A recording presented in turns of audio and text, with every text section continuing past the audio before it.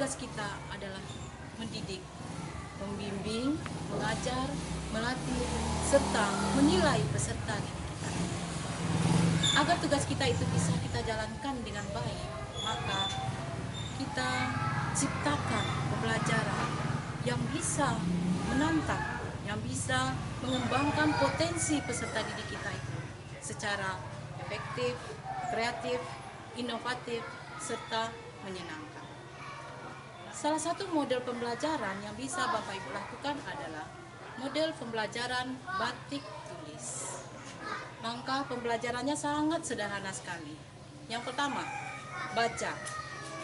Tingkatkan motivasi, fasilitasi anak didik kita untuk bisa mengembangkan minat baca dan daya baca. Kedua, praktik.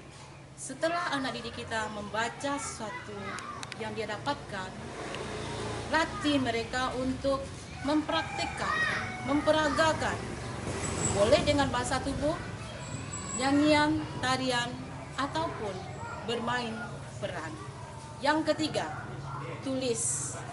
Latih mereka untuk menuliskan, menuangkan pemikiran dan perasaan mereka ke dalam bentuk tulisan. Dengan harapan pembelajaran batik tulis dapat meningkatkan karakter kreatif dan meningkatkan hasil belajar siswa. Untuk lebih lengkapnya, mari kita sajikan, kita perhatikan tayangan berikut ini.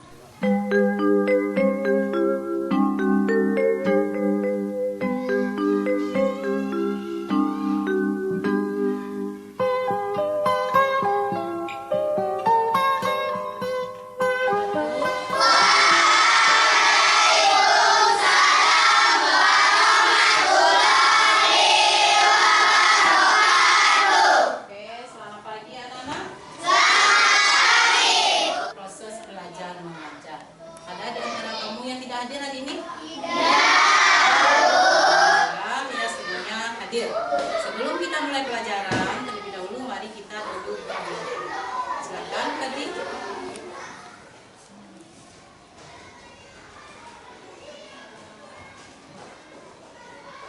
Berdoa selesai. Terima kasih, Kadi. Kembali ke tempat.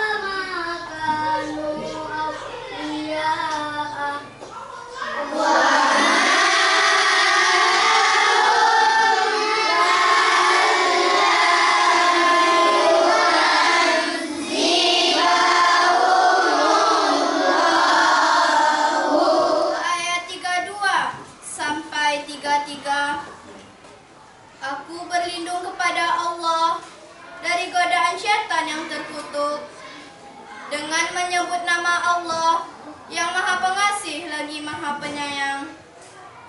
Dan ingatlah ketika mereka orang-orang musyrik berkata, "Ya Allah, jika Al-Quran ini benar wahyu dari Engkau, maka hujanilah kami dengan batu dari langit, atau datangkanlah kepada kami azab yang pedih." Tetapi Allah tidak akan menghukum mereka selama engkau Muhammad berada di antara mereka, dan tidaklah pula Allah akan menghukum mereka sedang mereka masih memohon ampunan. Dan mengapa Allah tidak menghukum mereka, padahal mereka menghalang-halangi orang untuk mendatangi Masjidil Haram. Dan mereka bukanlah orang-orang yang berhak menguasainya. Orang yang berhak menguasainya hanyalah orang-orang yang bertakwa, tetapi kebanyakan mereka tidak mengetahui. Dan salat mereka di sekitar Baitullah itu tidak lain hanyalah siulan dan tepuk tangan. Maka rasakanlah azab disebabkan kekafiranmu itu. Maha benar Allah dengan segala firman. Siapa yang bisa mengambil pemahamannya? Oke, Yani.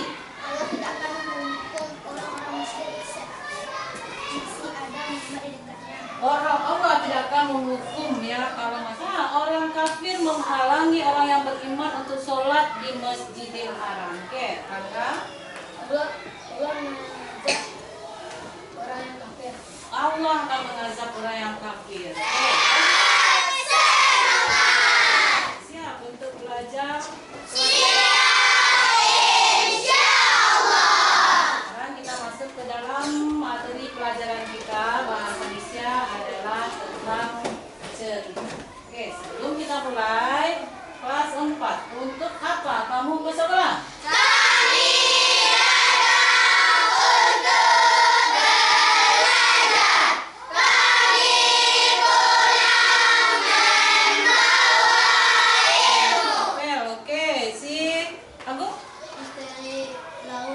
Misteri laut.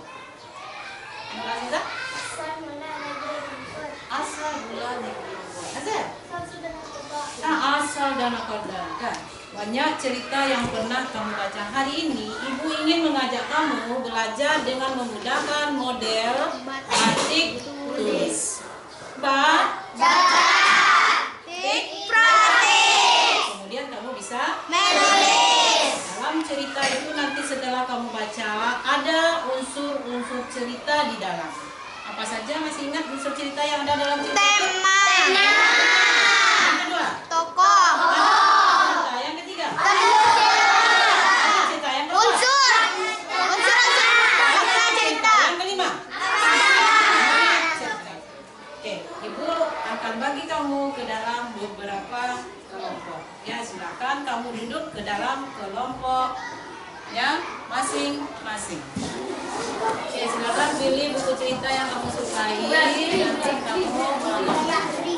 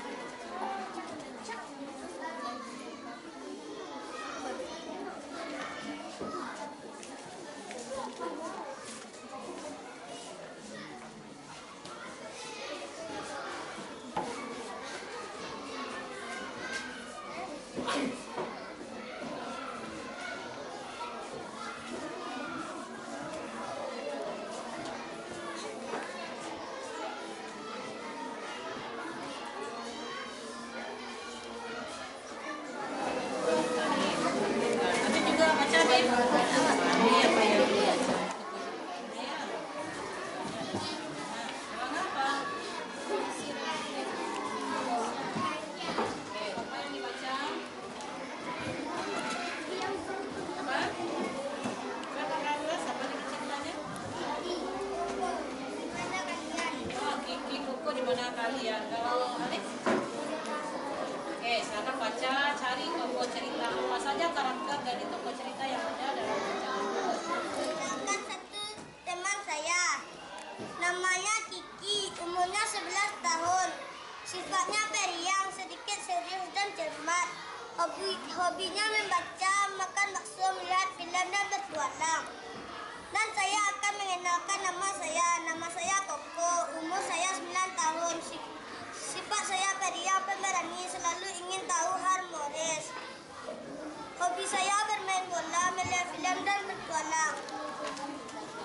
Misteri Tampang Emas. Inilah satu-satunya kota yang sangat menarik. Terdapat kerajaan di Madura.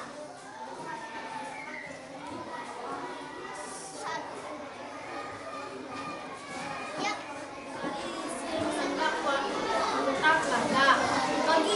Bagi karakter tokoh dari cerita yang kamu baca. Silakan memperagakannya dengan bahasa tubuh atau bermain peran. Kita akan mainkan peran dari cerita yang kamu baca. Bisa Mbak Sempat? Bisa. Bisa masing-masing kelompok memperagakan karakter tokoh ceritanya? Bisa. Insyaallah. Sekarang silakan masing-masing kelompok mengambil posisi.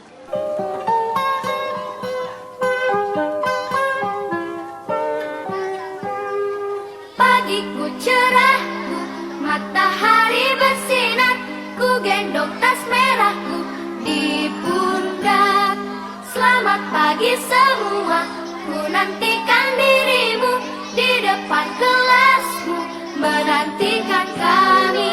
Guruku tersayang, guru tercinta, tanpamu apa jadinya aku? Tak bisa baca tulis, mengerti banyak hal. Guruku, terima kasihku.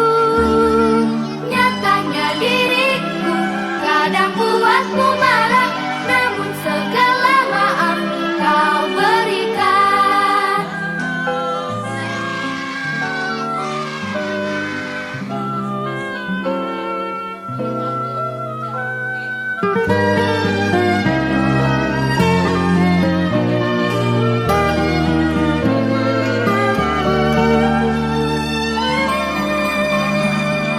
Selamat pagi semua, ku nantikan dirimu di depan kelasmu, menantikan kami. Guruku tersayang, guru tercinta, tanpamu apa jadinya aku? Tak bisa baca tulis, mengerti banyak hal. Guruku, terima kasihku. Nyatanya diriku kadang buatmu marah, namun segala maaf kau berikan. Guruku tersayang, guru tercinta, tanpamu apa jadinya aku? Tak bisa baca tulis, mengerti banyak hal. Guruku, terima kasihku. Guruku tersayang, guru tercinta, tanpamu apa jadinya aku? Tak bisa baca tulis, mengerti banyak hal. Guruku, terima kasihku.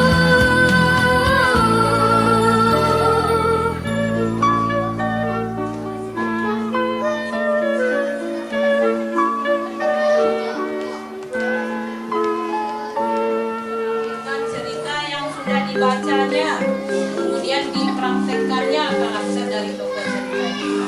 Ibu ingin kamu semua mengambil pelajaran yang baik dari karakter tokoh yang baik dan meninggalkan kehidupan kita sehari-hari. Sekarang kelompok satu Pagiku cerah, matahari bersinar, ku gendong tas merah di pundak.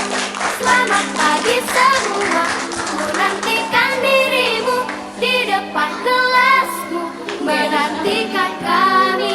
Guruku tersayang.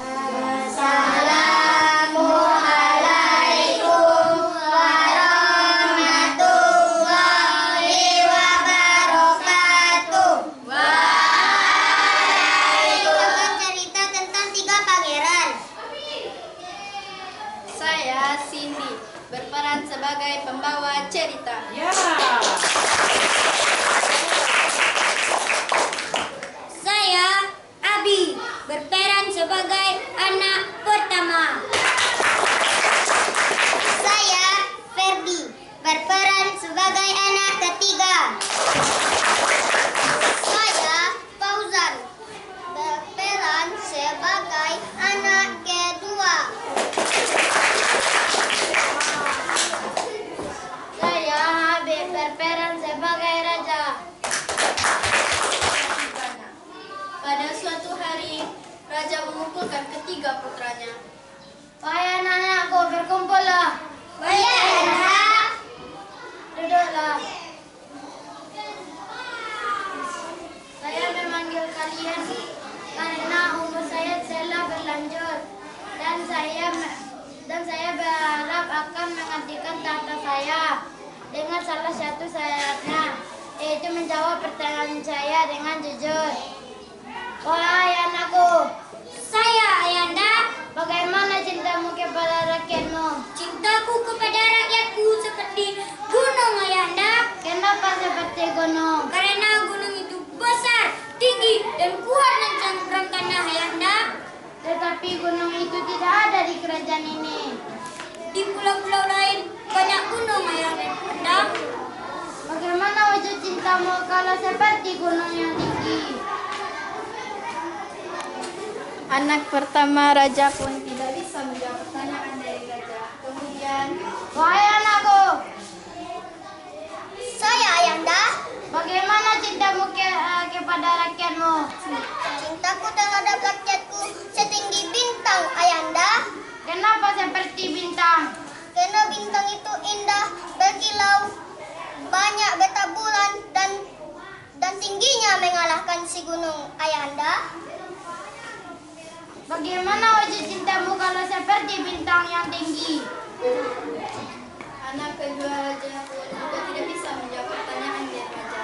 Kemudian, Wahai anakku, Saya ayahanda. bagaimana cintamu kepada rakyatmu? Cintaku kepada rakyatku seperti garam ayahanda. Kenapa seperti garam? Karena garam itu banyak dipakai oleh rakyatku ayahanda. Kan garam itu kan hal yang sepele. Walaupun sepele, rakyatku tidak sulit untuk mendapatkannya ayahanda. karena ketiga putranya sudah menjawab dengan jujur, kemudian raja memutuskan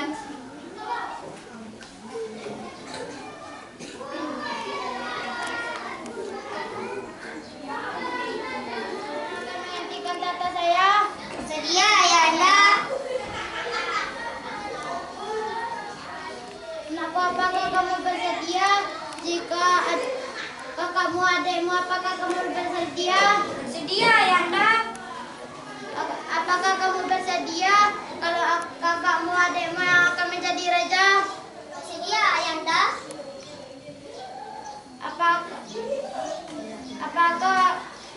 Apakah akan memegang amanat dari saya? Bersedia ayahanda.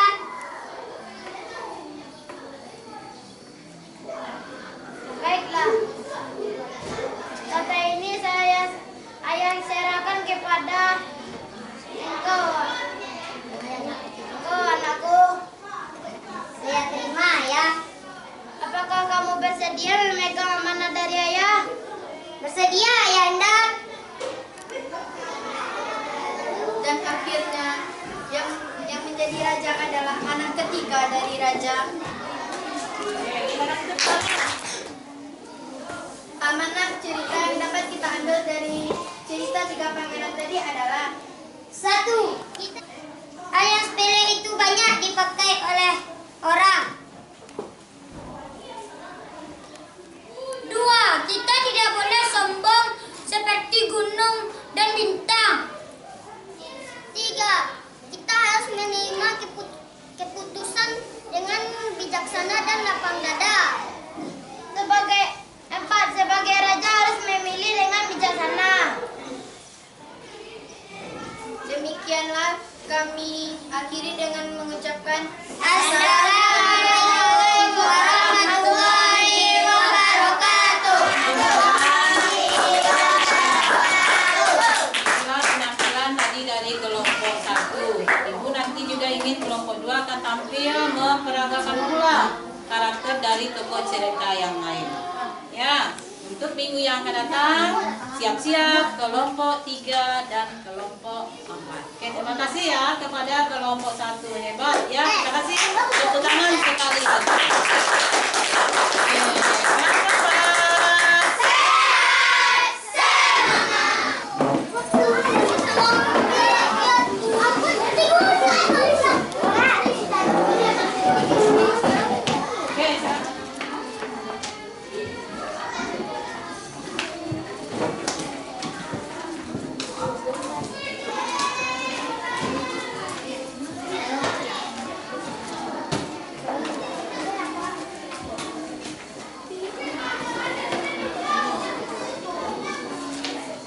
yang sudah kamu baca. Silakan tuangkan hasil pemikiran kamu, hasil perasaan kamu ketika tadi sudah ya dipraktekkan atau diperankan sebuah cerita.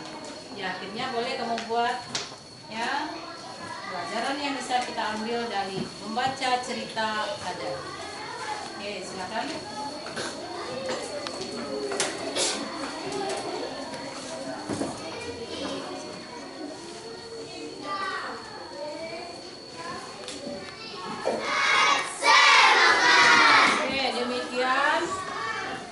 Belajar kita hari ini, Ibu ingin setelah kamu belajar tentang cerita, kamu akan bisa membedakan mana karakter baik dan mana yang karakter yang tidak baik. Ibu ingin kamu menjadi anak-anak yang hebat, anak-anak yang memiliki karakter berani, karakter bertanggung jawab, karakter santun berbicara, kemudian menghargai orang lain. Dari penampilan kamu tadi, Ibu senang ya bahwa kamu bisa berperan sebagai seorang raja, bisa berperan sebagai seorang anak yang santun kepada orang tua. Nanti Ibu ingin kamu ya kita praktekkan dalam kehidupan kita sehari-hari.